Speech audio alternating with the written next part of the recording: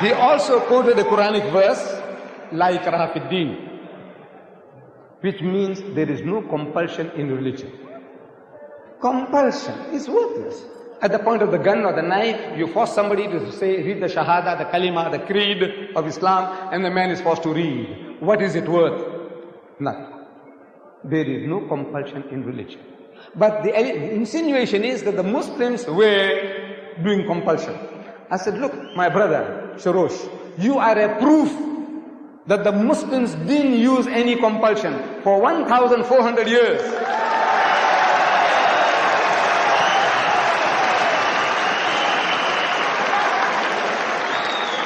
For 1,400 years, you and your other Christians, whom you now say number 14 million, they lived in our midst. In Egypt, the Muslims have been the overlord of that country for 1,400 years. For a few years, the French came, for a few years, the British came, but overall for 1,400 years, the Muslim has been ruling that land. And yet, today, you can boast there are 10 million Coptic Christians in Egypt. If there was compulsion of any kind, there would not have been a single Christian left in the country.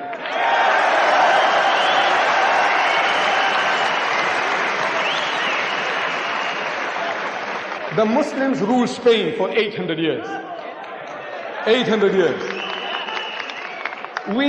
Because we failed to deliver the message, we were kicked out. We were kicked out. Shame on us. We didn't fulfill our obligations. But if they had used any type of force, even economic force, for 800 years, there would not have been a single Christian left in the country.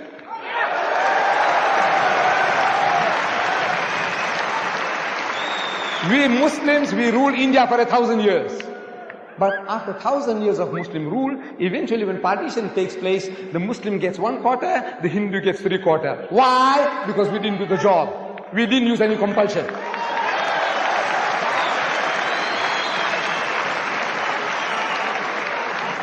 And which Muslim army went to Indonesia? Which Muslim army went to Nigeria? Which Muslim army conquered the east coast of Africa? Which Muslim army? Today, the Britisher and the American, he's coming towards Islam. I want to know what sword? What sword? What sword is the Muslim using? The sword of the intellect. George Bernard Shaw, he said, if any religion has a chance of conquering England, nay Europe, within the next 100 years, so that religion is Islam.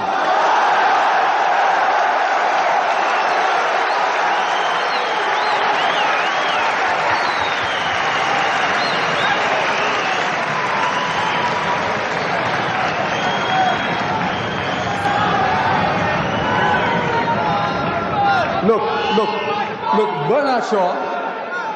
Bernard Shaw had the foresight, he could see.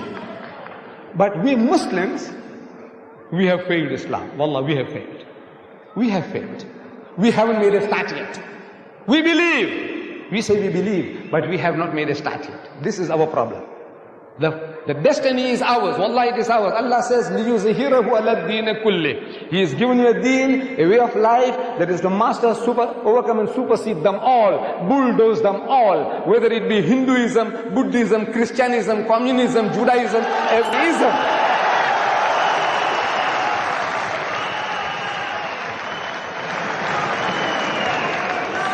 Sword. I'm asking, what sword? Thomas Carlyle in 1840, he delivered a series of lectures here in the UK. In England, Thomas Carlyle, one of the greatest thinkers of the past century. Thomas Carlyle. And he says, the sword. He said, the sword indeed. But where will you get your sword? He said, every new opinion at its beginning is precisely in the minority of one. In one man's head alone, there it dwells as yet. That he take a sword and try to propagate with that will do little for him. He said, first you must get your sword. And how do you get your sword? Through the intellect, through reasoning. Udu ila sabili rabbika bil hikmati. Allah says, invite all to the ways of thy Lord with wisdom. the sword of the intellect, of wisdom. وَالْمَوْعِزَةِ الْحَسَنَةِ, and with beautiful preaching. وَجَادِلْهُمْ بِالَّتِي أَحْسَنَ, and reason with them in the ways that are best and most gracious. This is the sword.